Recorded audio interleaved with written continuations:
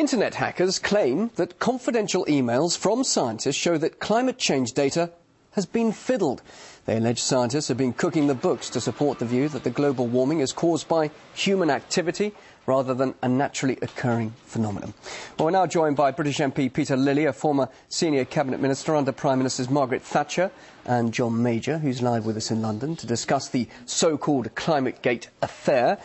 Mr Lilley, thanks very much indeed for joining us here on RT. Now, if these allegations about a conspiracy are true, why do you think such manipulation could be happening, and who could actually be benefiting from it?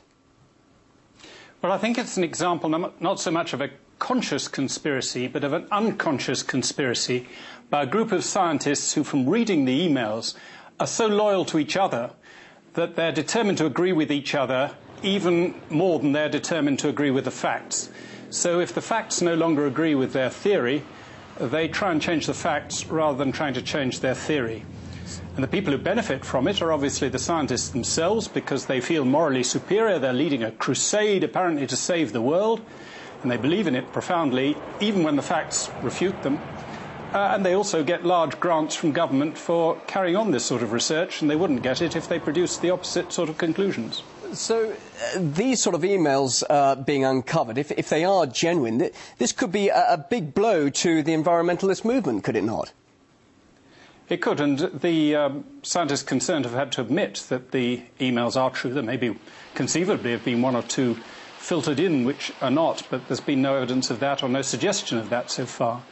It'll be a blow to their credibility, but so great is the momentum, so large is the amount of money invested in this theory, that it will take even more than this exposure to derail it, I fear. What are your thoughts then about this? Do you think that alternative energy companies, for example, they could be profiting from this so-called fear of global warming and that it's not related to human activity? What are your thoughts about this? Do you think that, that there is perhaps a conspiracy here? Well, I'm certain from having read a lot of the emails and documents that they were adjusting the data, manipulating the data, concealing the doubts they had internally, and continuing to express certainty externally. There's even an example of the computer codes that they've adjusted to cut off the evidence of the recent period of global cooling. For the last decade, the world hasn't heated up as their theories suggest it should have done. Indeed, it's cooled slightly. So they cut that out of their computers, and they cut it out of the diagrams and so on that they produce.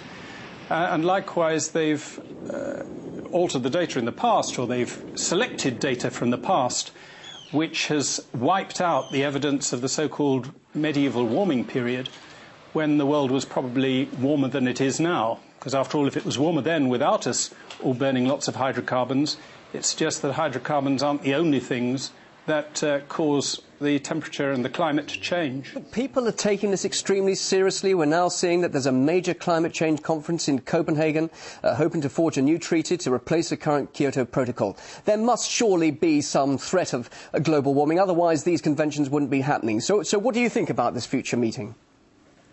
Well, I think that I'm a physicist by training long ago, accept that doubling the amount of carbon dioxide in the atmosphere will produce a modest warming in the climate, but nothing like the alarmist fears which these scientists have been trying to generate, or that lie behind the Copenhagen conference. I think the one thing one can predict with great certainty is that the Copenhagen conference will not achieve a legally binding agreement.